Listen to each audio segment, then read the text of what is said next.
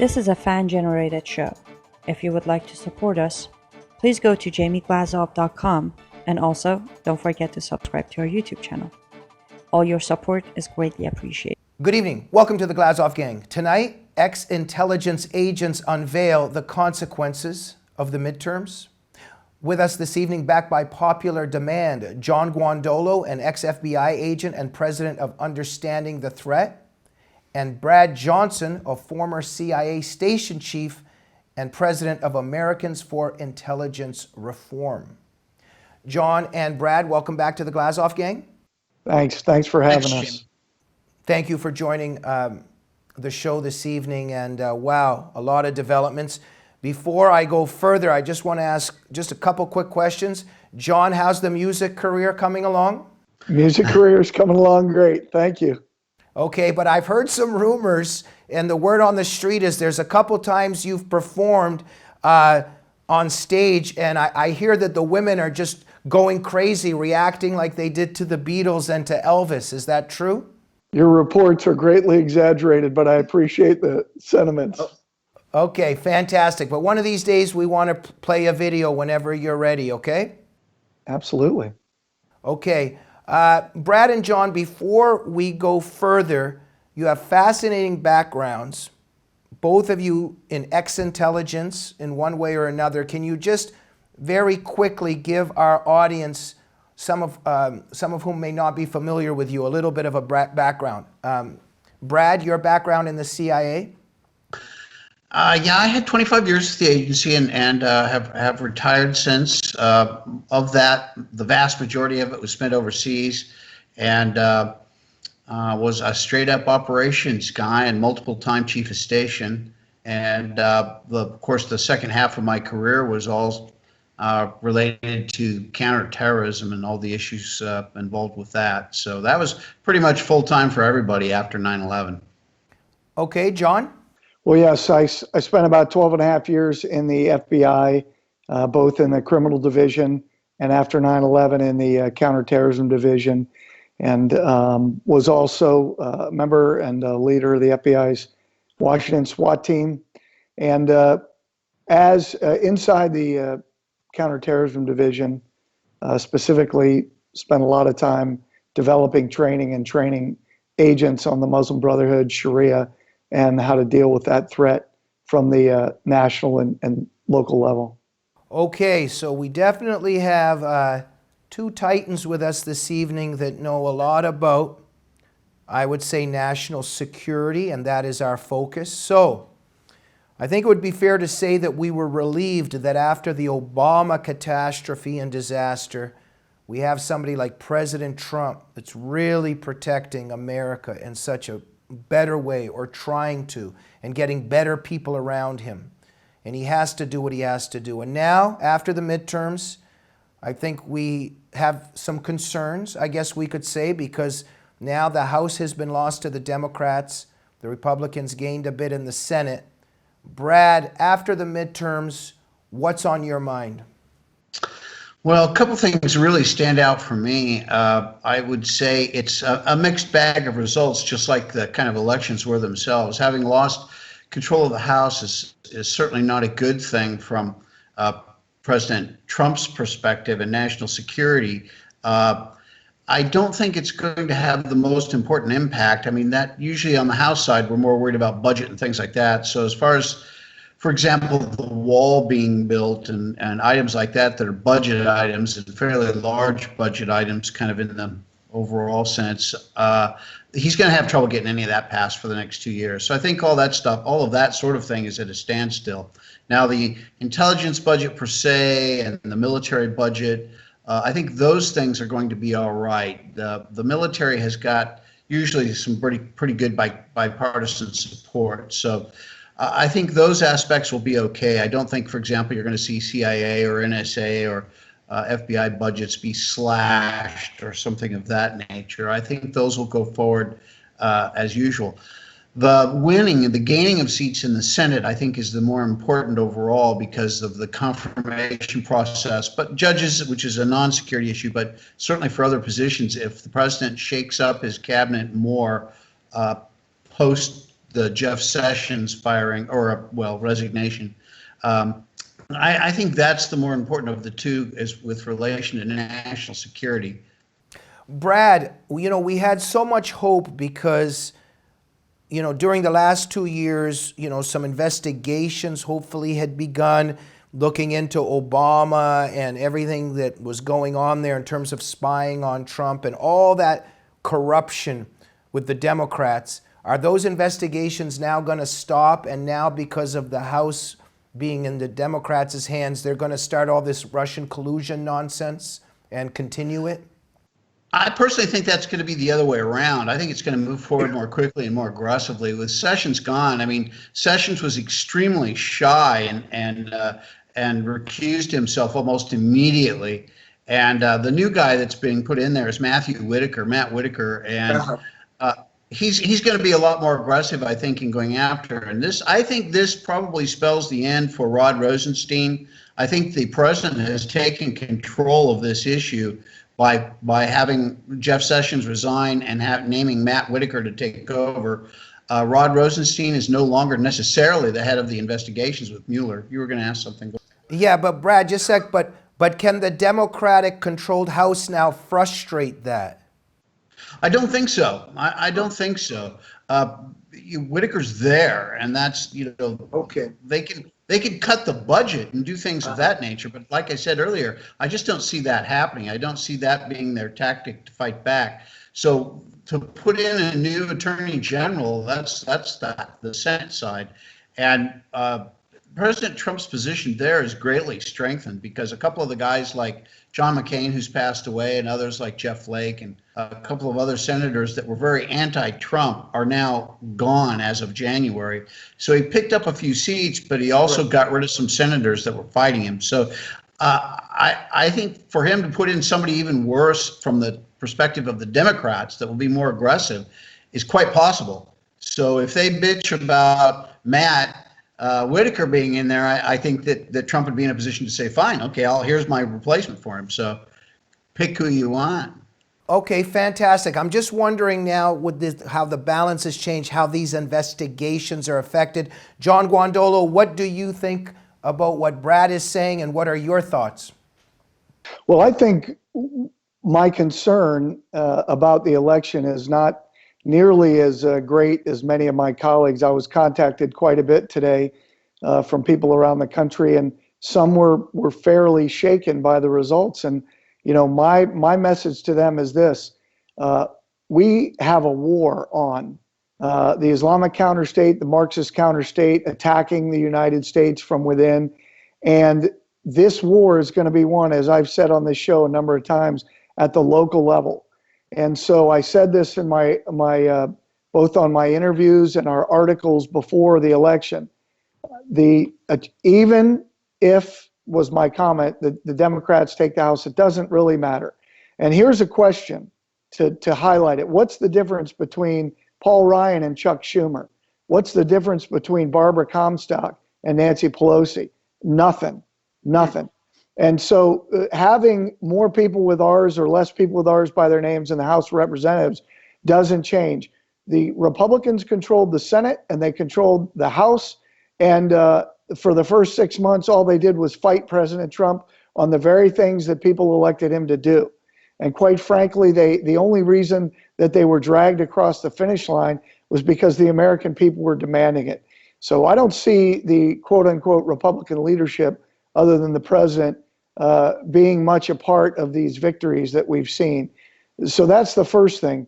But I want to go back to this, the understanding that the war in which we're engaged has still not been defined and identified by this administration.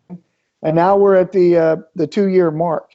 I think we're in a gravely dangerous situation where you have American patriots at the ground level who are being targeted by the Marxists and the jihadis, and at the federal level, nothing is happening. So I don't see these elections meaning diddly squat as far as actually doing anything to win the war. John, how about Keith Ellison? Well, Keith Ellison is a congressman. He's a jihadi. His best friend, Nihad Awad, is the leader of Hamas in the United States. and now he's the Attorney General for Minnesota. The woman who took his congressional seat, Ilhan Omar, Sharia adherent Muslim, jihadi, that's what that means. And, you've got a new openly homosexual, socialist, Hillary Clinton supported sheriff for Hennepin County, which covers Minneapolis. I mean, so you've got the red-green axis right there. I think it's a very dangerous time for people in the Minneapolis-St. Paul area, and I think we're going to see a very strong push in that area that we have not seen anywhere else in the country, including in Hamtramck and Dearborn, Michigan. I think Minneapolis is in for some very rough times. Very troubling, especially this Keith Ellison narrative. It's Attorney General. It's just troubling. Brad?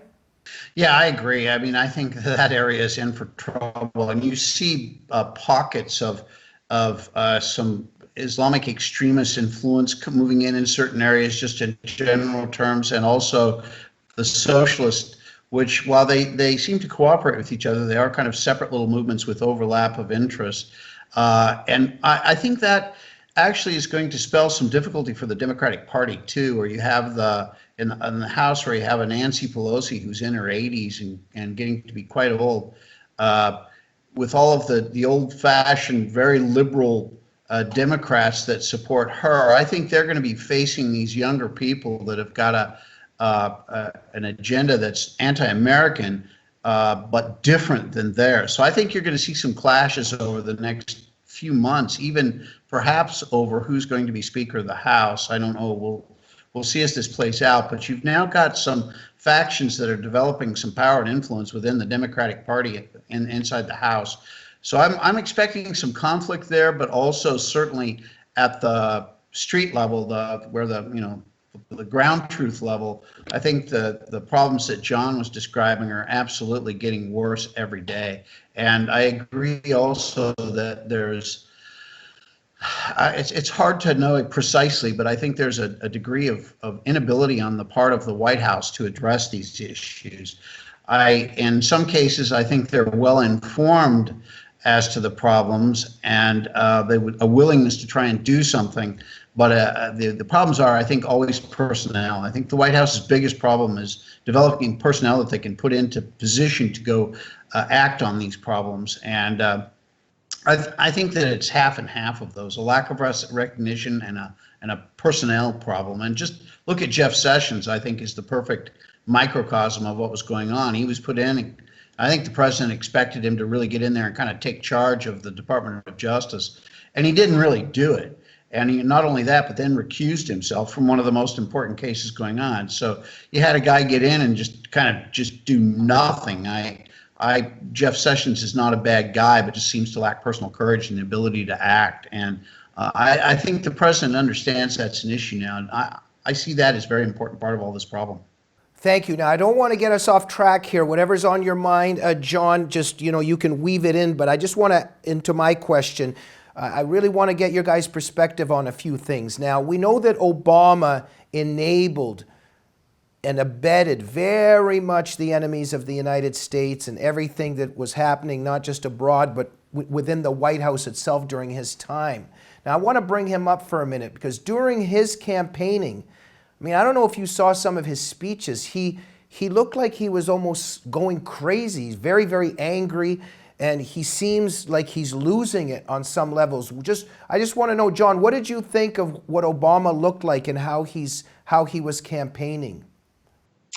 Well, first of all, I think if we look at the Marxist movement in the United States, the Marxist counterstate, former President Obama, Barack Obama, is in a leadership position.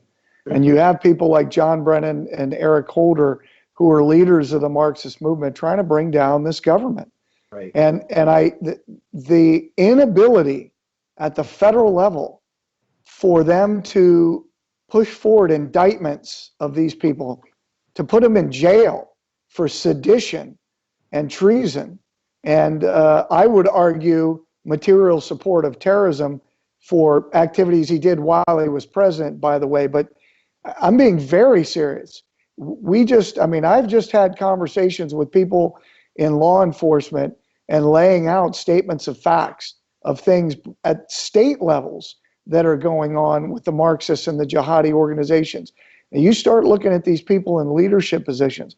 I think President Obama and Eric Holder and John Brennan and their ilk are doing exactly what their Marxist ideology, Rules for Radicals, says. I mean, it is their playbook. They are following it to a T. And I think when you see his demeanor, that is not surprising, because I think leaders in this movement are lunatics. They're not mentally well. Yeah. And John, because they're leftists and Marxists, they believe that they're the self-appointed social redeemers of humanity. And somewhere Obama, he can't get it into his head that things aren't going because he believes he should be in power. And I think they're going crazy that Trump's in the White House. They can't figure it out that they cannot have control. Well, I mean, he's an utter narcissist. I mean, if there's one word more than anti-American Marxist I would use to describe him, he's a complete narcissist. Yeah. I mean, he's so disconnected from reality. I mean, he publicly is taking credit for America's economic turnaround. I don't even know that I have words. He is literally psychologically disconnected from the reality of what's going on. Yeah, and yet they're saying Trump is awful, but I'm trying to take credit for what he's done. But when I watch Obama, apart from how crazy he seems to be going, it's just I, me, I. It's disturbing. Yeah, certainly agreed. And the political impact too. I would focus on that just for a second. Obama got out and campaigned for a number of people and agreed that his demeanor was a little odd. He was clearly very, very frustrated with what he's seeing going on. But everybody he campaigned for lost. And I think his political value is really starting to diminish. And he just isn't the power player that he thought he was going to be, which I think adds to the frustration and part of the reason you see this almost unhinged behavior. And the opposite, of course, being for Trump, most of the people that he campaigned for won, and some of them in some very difficult areas. And I think, certainly President Obama had a very friendly stance towards the Muslim Brotherhood and helped them in Egypt substantially and on a worldwide basis. And unfortunately, that's a terrorist group that considers the West and the United States to be enemies to be destroyed and consumed. So yeah, I would agree. The former President Obama's.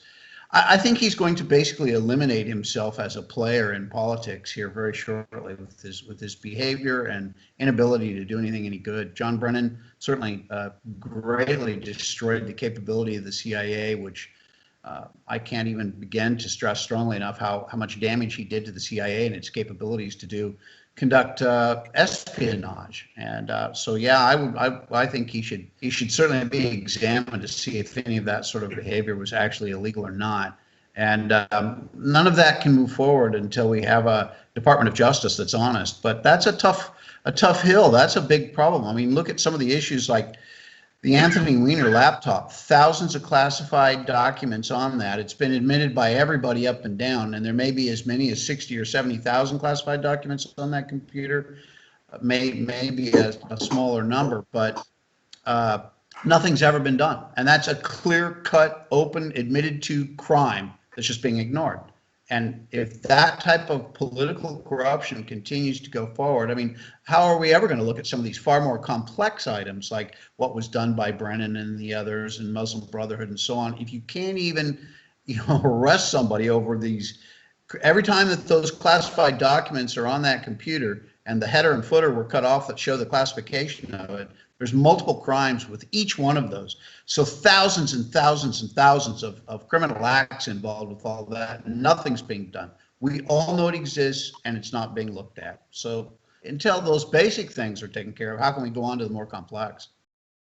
Very troubling. Again, John Guandolo. We've got two Muslim women, Rashida Tlaib in Michigan, Ilhan Omar in Minnesota.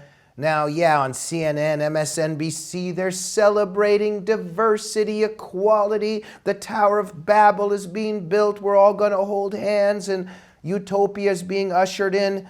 But even to start with, we've got Sharia law as a factor here. And both of these individuals have said very scary, disturbing things about Israel. What do you make of this? Well, I think I go back to what we were discussing earlier.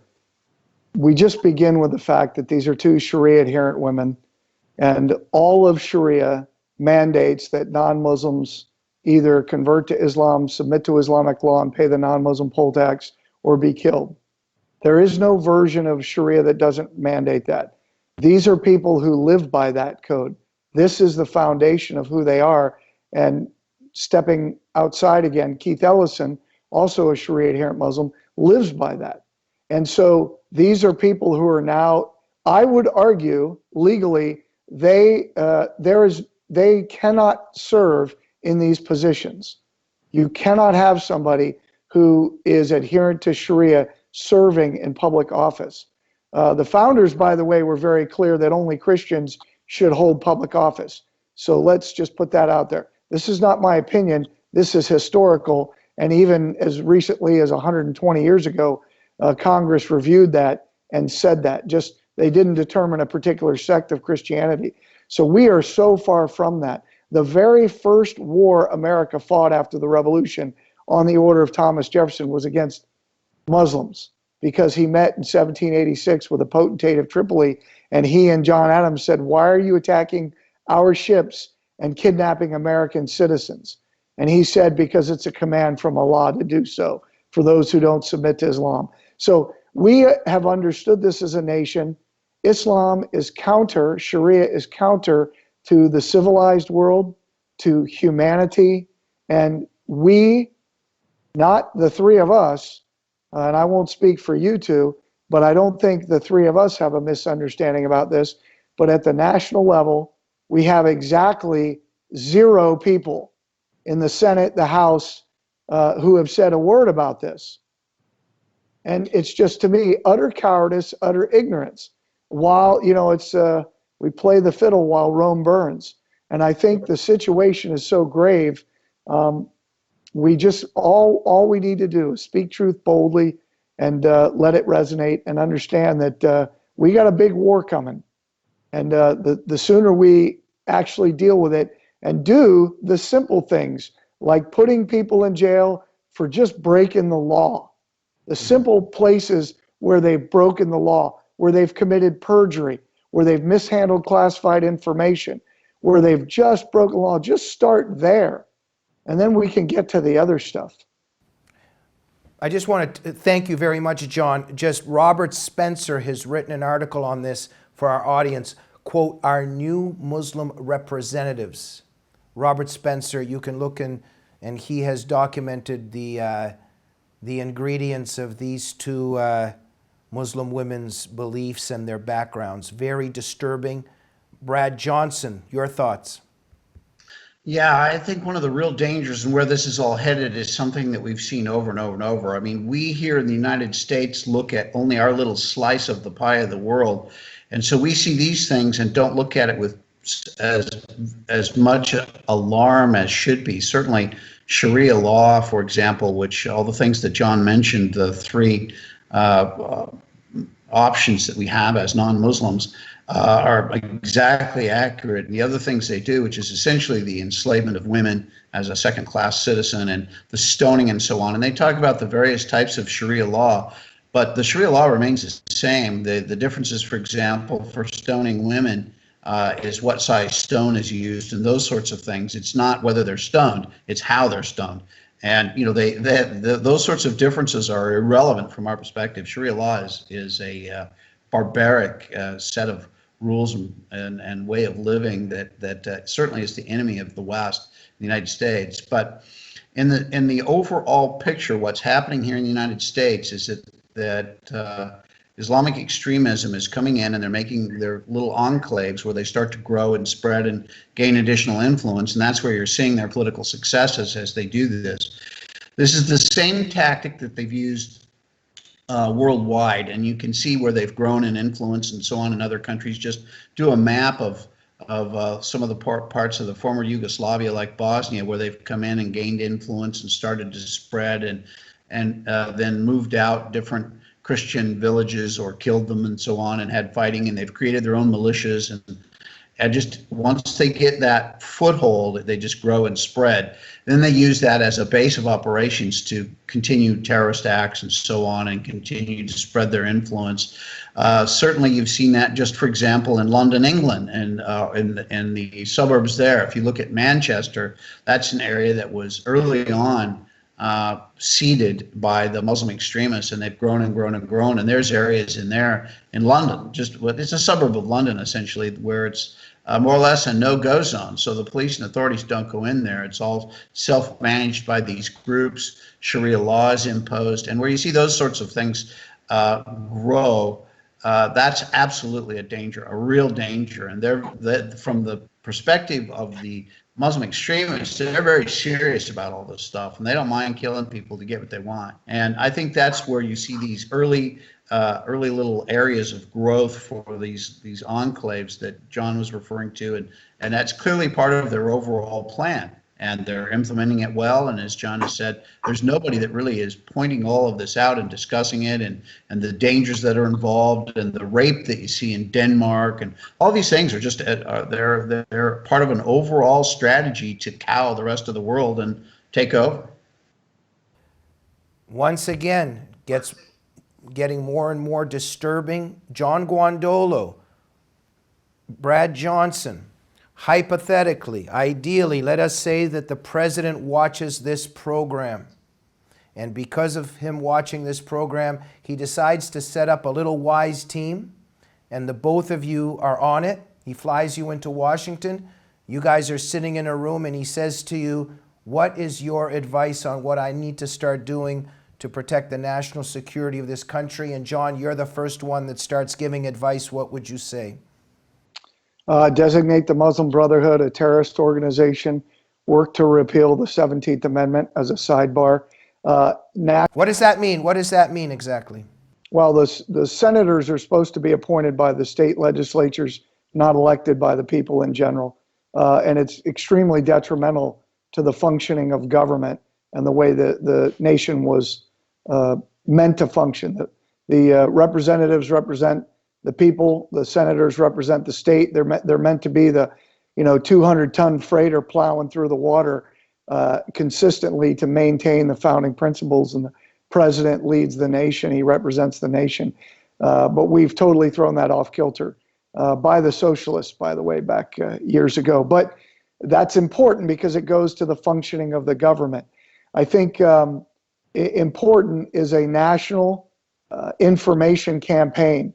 To speak on a national platform, which Mr. Trump could do, he needs to articulate the threat in a much more detailed way, to explain not only that the Muslim Brotherhood exists here in the United States, name the organizations like the Islamic Society of North America, the Muslim Student Associations, which exist on every college campus, the Islamic Circle of North America, the Muslim American Society, Hamas doing business as CARE, and that we're designating them as terrorists. And any elected official, any citizen, any police, any pastor that works with them, we will prosecute you.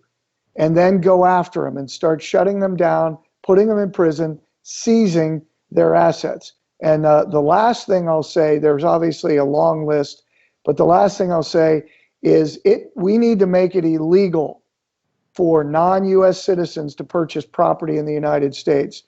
The Chinese are eating our lunch. The Saudis are eating our lunch, and we are going to be in big trouble.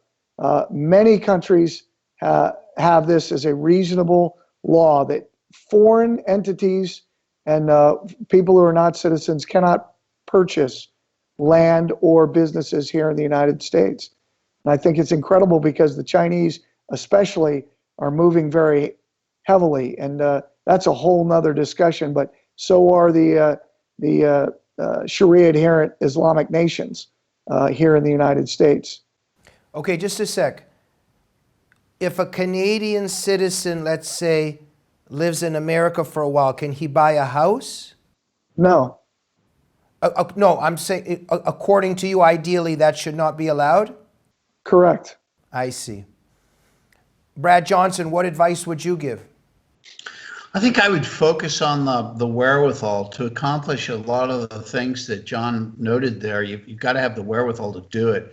And we've become so burdened by government and the intelligence community. It's just burgeoned into the 17 agencies involved and all of that. I think reorganization and an actual attempt therein then to drain the swamp, as the president likes to say. If I'm just taking the CIA as an example of that, I don't think really it can be fixed anymore. So I would personally like to see the analytical capabilities of the USG consolidated into an agency. Personally, I would use the CIA and make it the center of analytics for the United States, or at least the preeminent one, with others doing their own, like DOD and State Department and so on. But I would make them the centerpiece of it. And to have created Department of Homeland Security and these additional layers of bureaucracy, a lot of that needs to be eliminated. And when you take what after 9/11, what Bush created this commission of a bunch of old bureaucrats, and what was their solution to the problems of terrorism? Create more bureaucracy. What are bureaucrats going to suggest? And that's where DHS came from. So I'd get rid of a lot of that dead weight that's on these problems, create a new operations-only intelligence organization, remove that aspect out of the CIA, clean up all of these things and eliminate probably 50% of what's out there. Then, you can then put personnel in there that understand the operational imperative of getting things done and are not the bureaucrats that you see out there today who just want 5 more meetings and a bigger budget rather than actually trying to accomplish the mission of eliminating a lot of these problems that are out there, bringing to justice the criminals that are doing what they're doing, and eliminating these subversive forces that are gaining traction here in the United States. So I would concentrate on the wherewithal to accomplish those missions. Thank you, gentlemen. All good things must come to an end. We're almost out of time. Before we go, a lot of the people watching this show are on the edge of their seats and saying, wow, these are 2 great guys. We want to help them and support them. John Guandolo, tell our viewers how they can go to understanding the threat and why they should. Well, the why they should is we're the only organization in the country training police, citizens, and civic leaders elected at the local, state, and federal level on the Islamic threat, Marxist threat, but specifically training them what they can do. The training, to me, is imperative. Teaching citizens how to approach police, how to approach pastors, how to approach elected officials, and educate them on this. Our Train the Trainer program is the only one like it in the West, teaching people how to teach and defend this material. I think what Brad just mentioned about putting together this kind of operational organization can only be done with people that actually deeply understand these threats. And right now, we have very few. So we're the only ones doing it. And I agree with Brad, this cannot get done at the federal level. So we have created state-level strategies to deal with this prosecutorially. But that begins with training prosecutors and law enforcement, making the cases based on facts and going after these organizations and these leaders. That's who we are. That's what we do. I mean, our tagline is, we take the fight to the enemy and put freedom back on the offensive where it belongs. I encourage people, go to understandingthethreat.com, get the newsletter, get the information, use the resources, but bring us into your town to train civilians, train your leadership, and train your police, because we're going to win this war or lose it at the local level. John, you would think that our country would be supporting you, and yet on places like Twitter, they've got jihad supporters on there. And yet, what happened to you on Twitter recently? My personal account's done. So we still have the at UTT_USA, the Understand the Threat Twitter account, as long as that remains. But that's yet to be seen. So we've got a guy that wants to defend America. He doesn't have a Twitter account. Linda Sarsour, that wants people to wage jihad on Trump, has a Twitter account. Is that how things work, John? Yes, it is. But you got to remember, again, this is a war of narratives. This is information operations. Twitter and YouTube and Google are batting for the enemy. Yeah. Let's just be very clear. Just like the media is. Most of the media, obviously, organizations like yours are doing a great service to the public, but I mean, your mainstream media outlets are absolutely batting for the enemy of the United States. Thank you, John. Ladies and gentlemen, understandingthethreat.com. You should be on there 24/7, and you should also be going to you should also be going to Americans for Intelligence Reform. And why is that, Brad Johnson? The website is intelreform.org. And much of what we're working for is what I just outlined a moment ago, and that's certainly the reorganization of the intelligence community that has just become so unwieldy as to be ineffective. And our problems are getting worse, not better. And to be able to fix these problems, we've got to get the right people in the right position to act. And then support local efforts like a lot of the things that John was outlining. This needs to be done in cooperation. It's a big problem. It isn't going to get solved by just overnight by 2 or 3 people. It's got to be a larger effort. So I will say now, being just outside of Washington, D.C. and down on the Hill quite often working these issues, intelligence is one of those things that's just a niche, area of expertise. So it's one of those things that so many people are interested in. There's a lot of wannabe out there, and also there's a lot of people that think they know a great deal that know almost nothing. So ignorance is pervasive on the Hill as to these issues, and nobody wants to take the time to actually learn. And of course, there's a healthy dose of egos down on the Hill as well. So it sometimes can be difficult to try and talk in a meaningful way with the people who are there in positions of influence. So one of our main overall goals is to improve the intelligence community and our capability to act on these things and get the mission completed successfully. The other thing is we're attempting to raise funds now for people in the CIA specifically who were killed in the line of duty, if you will. And what's one of the things that's not really talked about at all, but the benefits that go to somebody who's been killed in the CIA when they're out overseas and operating in areas is null. They get no benefits whatsoever. If they happen to have their own life insurance policy, then they get that life insurance, but that's it. So the family, the survivors, the wife, the spouse, or if it could be the other way around, the man, if it's a surviving husband, and the children get nothing. So we're taking a portion of the funding that we get and set it aside to try and help, particularly the children of people killed, to help them be able to afford school and those sorts of things. So it's one of those things that's always kind of made me angry about the agency, is that there's no benefits for people killed. In fact, many times they're not even acknowledged. It's just covered up, for security reasons, but they just don't receive any benefits. So those are the issues that are important to us. Thank you. And Brad, one more time, the website for our viewers. It's www.intelreform.org. Okay, fantastic. John Guandolo, Brad Johnson, you're 2 stand-up guys. Thank you so much for everything you're trying to do for this country. Thanks for having us, Jamie. Jamie, always great to speak with you. Thank you so much. Thank you for everything you do. God bless you. Thank you for watching the Glazov Gang this evening. Please remember, we're a fan-generated program. We're only here because of you. If you like what we do, go to jamieglazov.com to support the show, and please subscribe to the YouTube channel of the Glazov Gang. We'll see you soon. Good night.